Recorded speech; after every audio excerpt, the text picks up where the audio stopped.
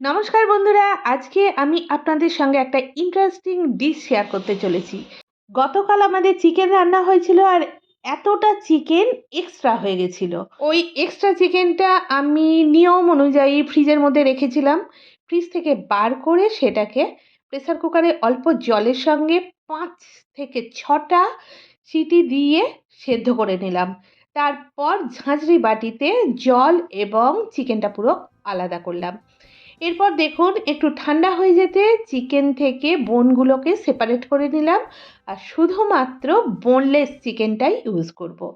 এর ওপর কাঁচা লঙ্কা কুচি, অল্প লবণ, গোলমরিচ গুঁড়ো এবং বেসিক মশলার মধ্যে জিরে গুঁড়ো, ধনে গুঁড়ো, হলুদ গুঁড়ো এবং লঙ্কা গুঁড়ো দিয়ে হাতে করে বেশ চেপে চেপে আমি পুরো মশলাটা চিকেনের মধ্যে মিক্স করে নেব। তারপর অল্প একটু শুকনো বেসন ওর ওপর ছড়িয়ে দিয়ে আবার হাতে করে নাড়াচাড়া করে মিশিয়ে নেব। নেওয়ার পর এরকম লেডিকেনি শেপ তৈরি করব।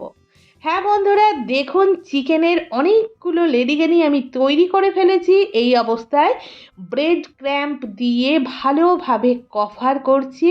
এরপর চিকেন লেডিকেনি সুন্দরভাবে সেট হয়ে যাওয়ার জন্য ফ্রিজের মধ্যে ঢুকিয়ে দিলাম। সন্ধ্যাবেলায় গরম গরম খাওয়া হবে, সেই হিসাবে ঠিক 15 মিনিট আগে আমি ফ্রিজের দরজা খুলে প্রয়োজন মতো কয়েক পিস চিকেন লেডিকেনি নিয়ে রান্নাঘরে রেখে দিলাম।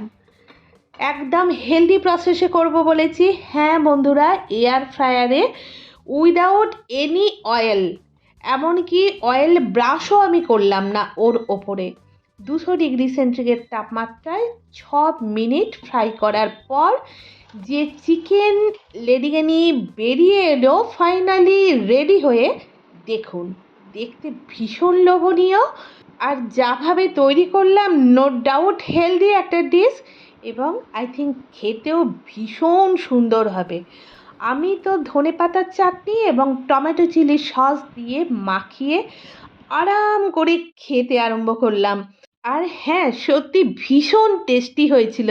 তাহলে বন্ধুরা, কোনোদিনও যদি বাড়িতে চিকেন কারি এক্সট্রা হয়ে যায় সেটাকে নষ্ট করবেন না। ঠিক এরকম হেলদি প্রসেসে চিকেন লেডিকেনি তৈরি করে সন্ধ্যাবেলায় জমিয়ে খান।